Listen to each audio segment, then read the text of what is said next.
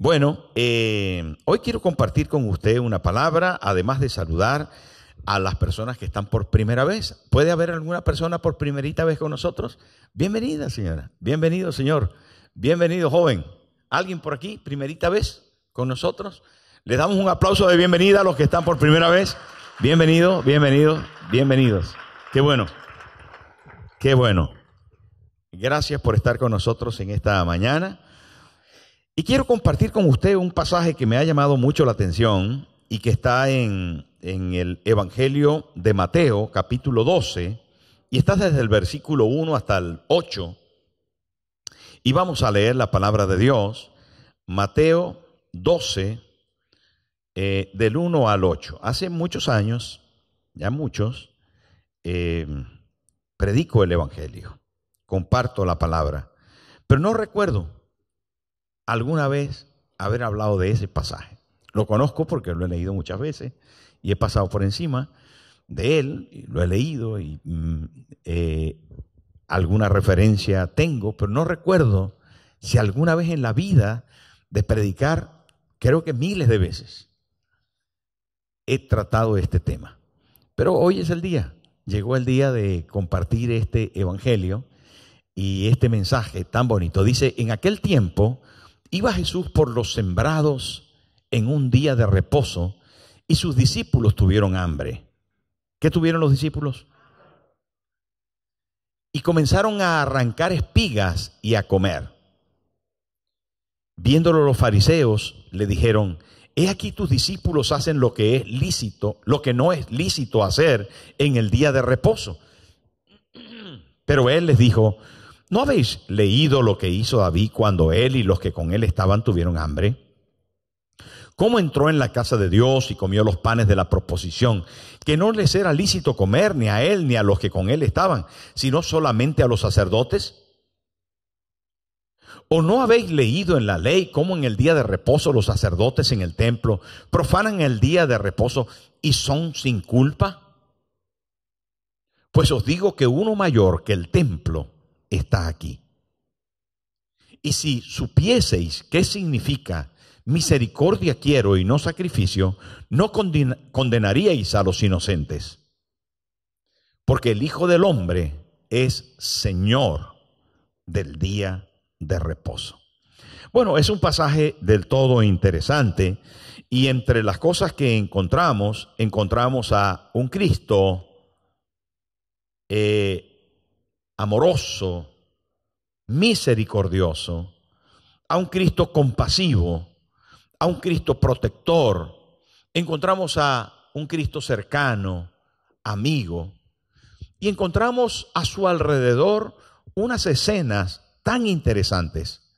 Interesantes porque uno de los pocos pasajes donde los discípulos muestran su necesidad más primaria es aquí.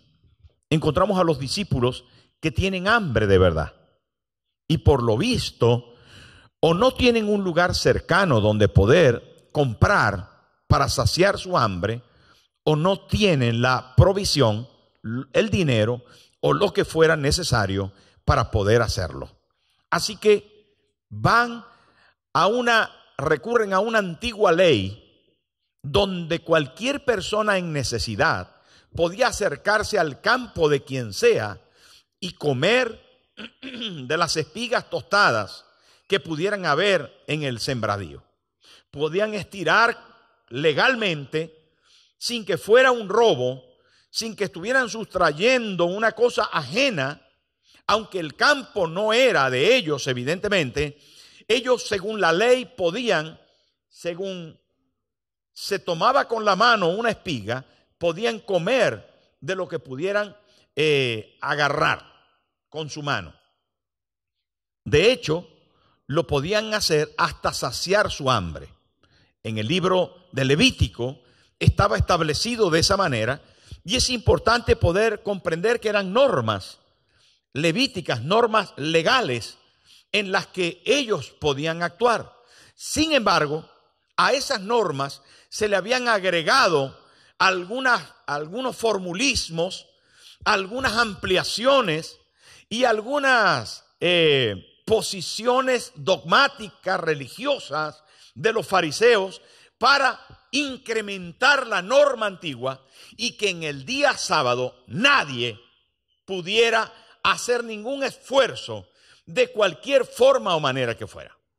O sea, cuando los fariseos vieron a los discípulos que estaban tomando grano de trigo con la mano, inmediatamente pusieron sus normas, que ya las tenían por cierto establecidas, que no era lo que la ley decía, sino eran costumbres, formulismos que ellos habían inventado para anexarlos a la ley y hacer la ley supuestamente más clara, pero no tenía nada que ver con lo que Dios había establecido.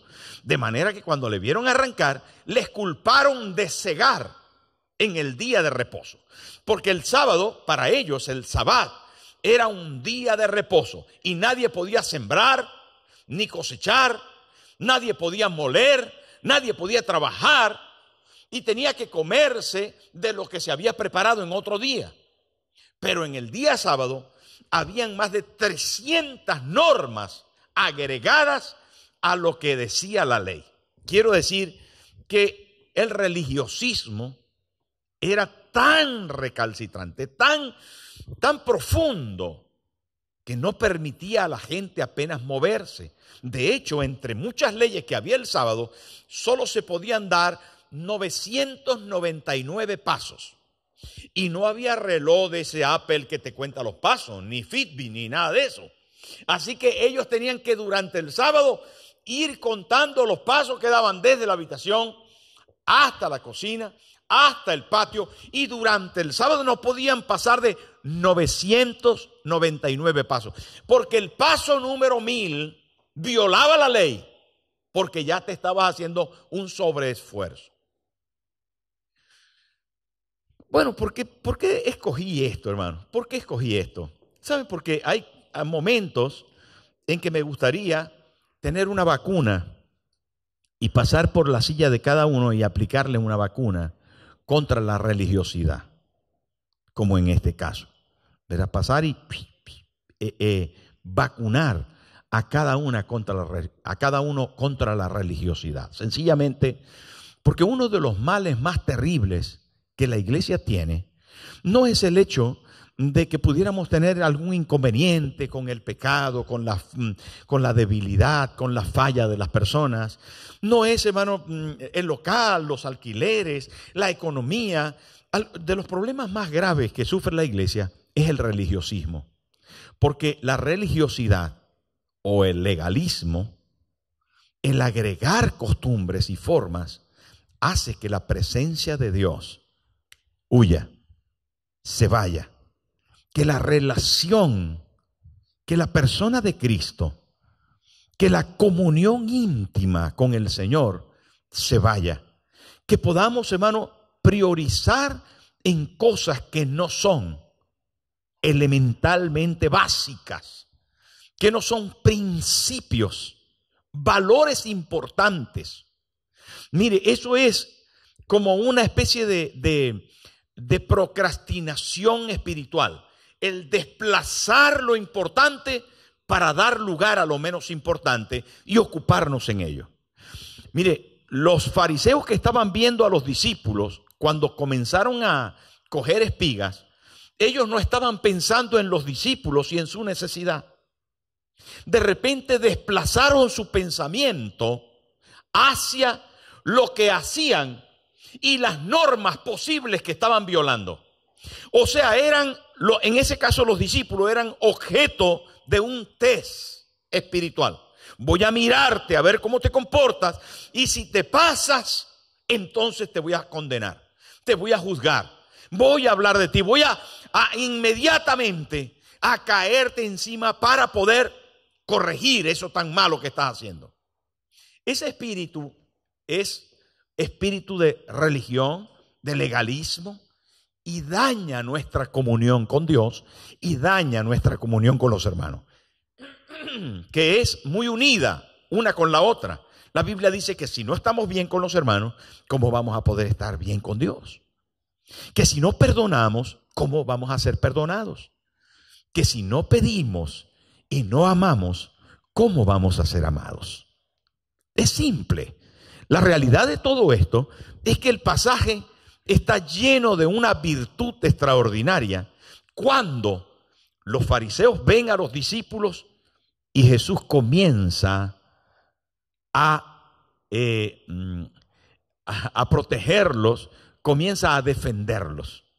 Y dice a los fariseos, ¿no escucharon la historia de David cuando llegó y tenía hambre y comió de los panes de la proposición en día sábado? David no violentó la ley, el sacerdote pensó en su necesidad y suplió su necesidad de hambre. ¿O acaso los sacerdotes los días sábados no comen del templo y no se apropian de los panes que están allí porque están dentro del templo y ellos funcionan? ¿Acaso los sacerdotes no trabajan los sábados cuando ofrecen sacrificio y todo lo demás? Entonces viene una de las máximas que se repite 2 veces en el Evangelio de Mateo y 250 veces aparece en la Biblia el término porque misericordia quiero y no sacrificio. Saben, hermanos, el Señor Jesús es un maestro de tal profundidad que no solamente les deja ver a los fariseos que no lo están haciendo bien, sino que les dice qué es lo que deben hacer. Y algunas veces nosotros tenemos un espíritu religioso que hemos heredado. Mire, si usted se pone a sacar cuenta, si venimos de la religión tradicional, usted sabe que en Semana Santa, por ejemplo, no en esta pasada, porque no hubo la oportunidad, aunque algunos superaron los obstáculos que les pusieron, pero hay gente que se da latigazos hasta sangrar la espalda. Hay quien se mete piedra en los zapatos, hay quien va de rodillas pagando su penitencia. Yo les conté que estudiaba yo en un colegio de monjas y cuando me portaba mal, las monjas me hacían que me metiera una piedra en el zapato. De ahí iba en el recreo con mi piedra en el zapato pagando la penitencia. Porque es la idea. El pecado se paga con sacrificio, ¿verdad? Es la idea de la iglesia tradicional. ¿Qué hace la gente que va a la Virgen de Guadalupe? Pues va de rodillas, sangrando. Van llevando una cruz, van dándose látigo unos con otros. ¿Qué pasa con los que, por ejemplo, los que saben que en Bogotá, los que han vivido en Bogotá o son colombianos, saben que para subir a Monserrate, ¿a que sí, Gaby? Para subir a Monserrate hay mucha gente, cuando uno va por ahí, hay mucha gente que va de rodillas, porque tiene que pagar la penitencia. El problema de todo esto es que el legalismo intenta cambiar el sacrificio de Cristo por el posible sacrificio que usted ha hecho para perdonar sus pecados, para ser justificado, para alcanzar gracia de parte de Dios. Cambiamos la cruz por el sacrificio que yo puedo hacer o que yo en este caso debo hacer para pagar mi pecado. Y entonces violentamos el plan de Dios. Apartamos la gracia de Dios derramada en la cruz para nuestro provecho. Cada vez que usted intenta por su cuenta pagar el precio de su pecado, aparta a Cristo de su escenario. Espero estarme explicando. Los fariseos tenían esos códigos. Tenían los códigos de que si ellos se comportaban de una manera correcta, que si hacían de esta forma estricta el día sábado, que si diezmaban estrictamente, que si ofrendaban, que si iban, que si hacían, que si caminaban los pasos tal, que si ponían la mano así, que si se rodeaban así, que si se vestían de esta manera, que si se ponían el sombrero negro, la túnica negra, los flecos de aquí, los no sé. Entonces puede ser que pudieran ser perdonados. Lo iban a intentar hacer. ¿Y saben qué? El apóstol Pablo dice, ¿quién os estorbó? ¿Quién os estorbó para huir de la gracia? Y es que la gracia es perdón inmerecido.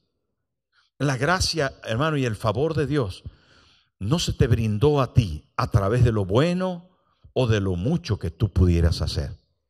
El favor de Dios se te brindó porque Cristo pagó el precio de tu pecado en la cruz del Calvario. Y la diferencia entre el legalismo, hermano, y la gracia de Dios es que tú intentes hacerlo tú solo, con tus fuerzas. Y la gracia de Dios es que tú descanses en el Señor y puedas tener en Él la capacidad de poder hacerlo. Uno lo hace para ver si puede ganar y el otro lo hace porque ya se lo ha ganado en la cruz. ¿Me explico? La verdad es que aquí los discípulos están siendo no solamente enseñados, sino protegidos. Y hay dos elementos que Jesús destaca para que nosotros podamos aprender. Y le dice a los fariseos, versículo 6, mire lo que le dice a los fariseos. Pues os digo que uno mayor que el templo está aquí. Versículo 7.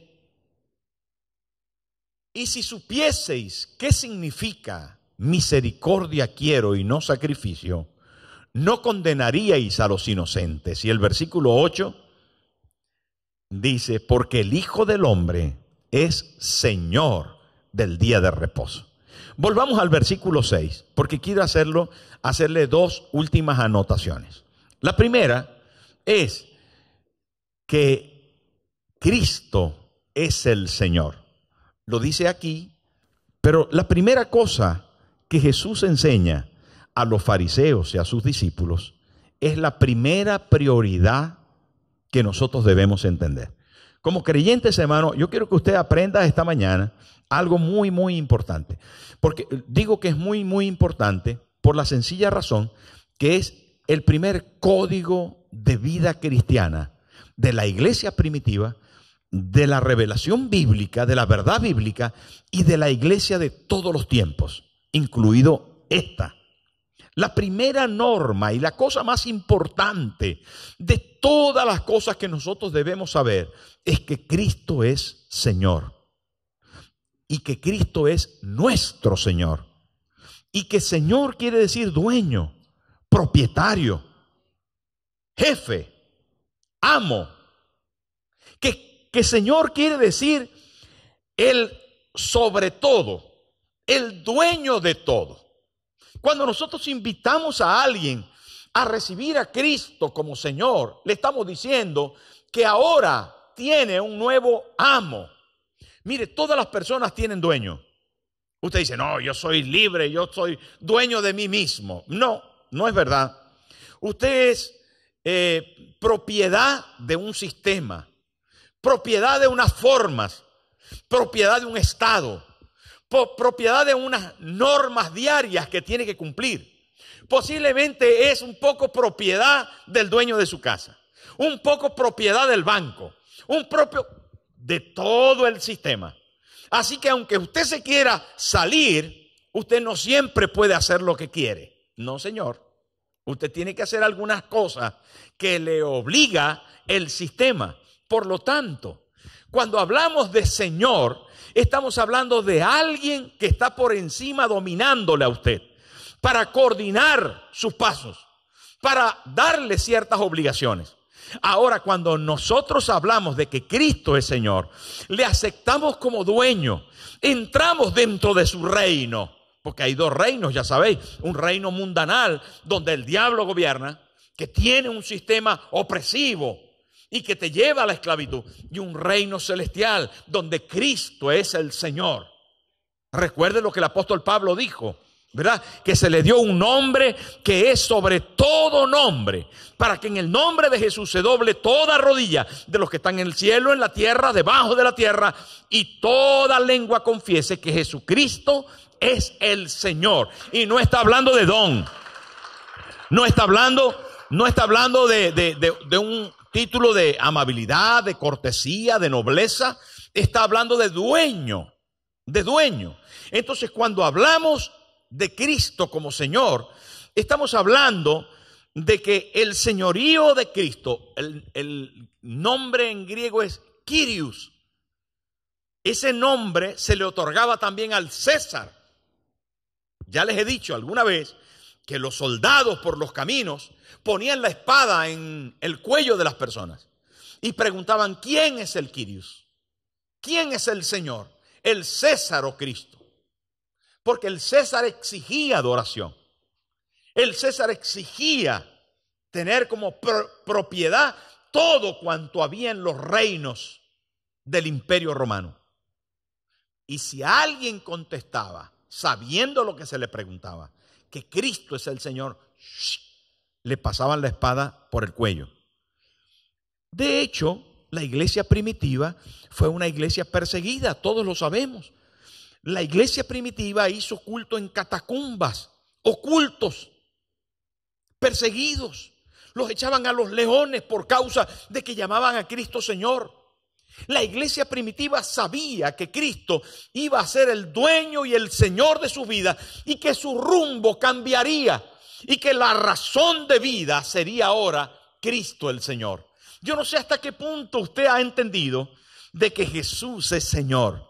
Señor del sábado, Señor del domingo, Señor del lunes.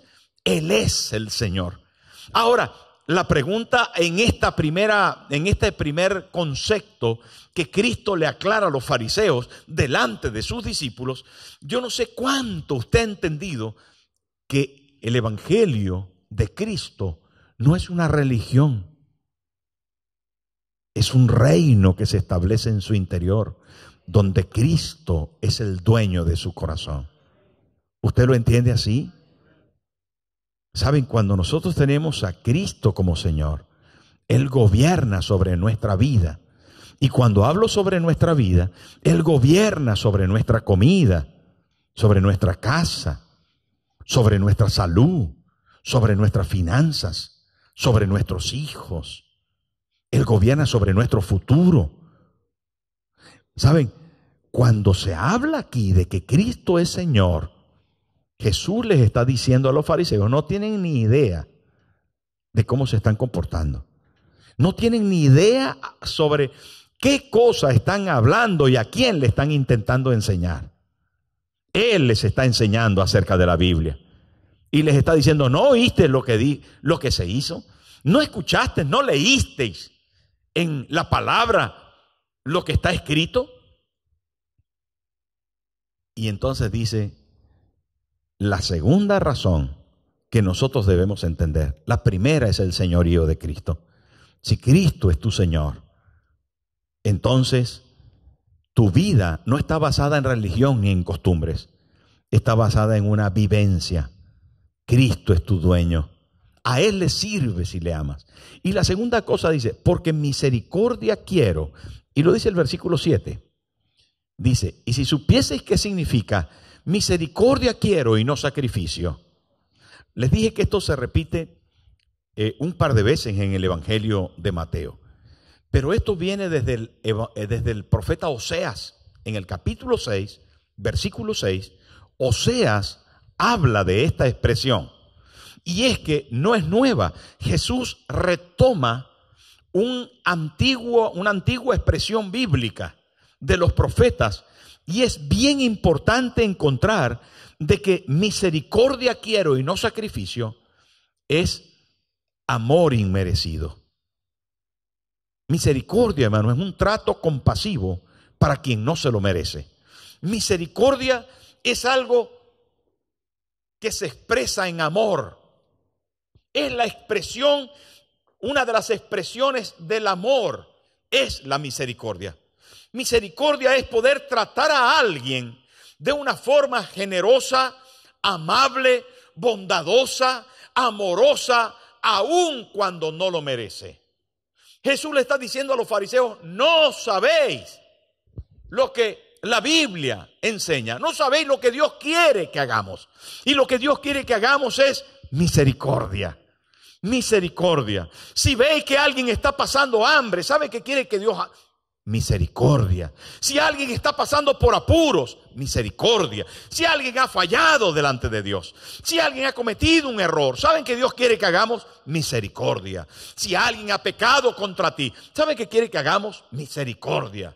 Una señora vino a Napoleón Bonaparte y le dijo: mi señor, yo quiero que usted por favor, libere a mi hijo. Tenga, por favor, misericordia de él. Y le dijo Napoleón, su hijo ha sido 2 veces encontrado en la misma falta. Y solo queda una ley para él, y es ser ejecutado. Yo no puedo evadir la justicia. Y le dijo la señora, yo no le estoy pidiendo justicia, yo le estoy pidiendo misericordia. Saben, una cosa es justicia, y la mayoría de las veces reclamamos nuestros derechos frente a quien nos ofenden. Y eso, por cierto, es legítimo. Pero lo cristiano es misericordia. Y Jesús está llamando a los religiosos a cambiar su actitud de legalismo, de leyes, de cumplimiento de normas por una ley más elevada, que es la ley del amor, la ley de la misericordia. ¿Y saben qué? Es que en el camino todos vamos a ser transformados. Y vamos a ser transformados por la esperanza, por la fe, por la visión, por el amor que Dios ha derramado en la cruz, para irnos haciendo mejor cada día, para irnos perfeccionando, para irnos mejorando. Cuando hablamos de amor, el amor se expresa, repito, en misericordia. Un amor activo por el que sufre, un amor activo por el que está perdido. ¿Saben que consigo que uno de los problemas más graves del legalismo, uno de los problemas más graves del fanatismo, de este que dice, hoy, ¿qué me estoy poniendo? Que esto, que aquello, que esto, otro, que si el velo, que si la corona, que si no sé qué? La gente religiosa recalcitrante se olvida de amar. Consigo que el legalismo rompe la posibilidad de las misiones. Porque como el legalista ve a todos los demás que son tan malos, tan peor que él, son tan indignos de que él esté con ellos, de que él les escuche y les ame, porque son tan pecadores. ¿Cuántas veces usted se ha sentido así, rodeado de alguna persona que se comporta de alguna manera inapropiada? Y estoy hablando, sí, de alguien que viste de forma inapropiada. Me viene siempre a la mente cuando hablo de eso, de una señora que entró en la iglesia con una minifalda, se los he contado alguna vez, con una minifalda, con los labios rojos, y un vestido así como de lentejuela arriba. Entró a la iglesia y todos sabíamos quién era. Sí, María. María se dedicaba a la prostitución, pero ese día fue a la iglesia. Fue ella sola. Y cuando llegó, se sentó por allá atrás. Todos miramos y ahí estaba. Yo prediqué la palabra y María pasó adelante. Y ahí en el altar se arrodilló con esa minifalda que quedó así. Pero María comenzó a llorar. Y todo el rímel ese antiguo que se chorreaba de negro le llegaba hasta aquí abajo. Fue tan tocada por la palabra que María recibió al Señor aquella tarde. Trajo a sus hijos, trajo a su marido. Su marido, aunque ella se dedicaba a la prostitución, tenía marido. Y su marido tenía el vicio del tabaco. Pero venía a los matutinos. Tenemos una historia con todo esto. Y muchos chistes. Pero chistes porque se incorporó una familia del barrio a la iglesia. Tenían 4 niños, así que llenaban media iglesia entre ellos. Era una iglesia que estaba comenzando.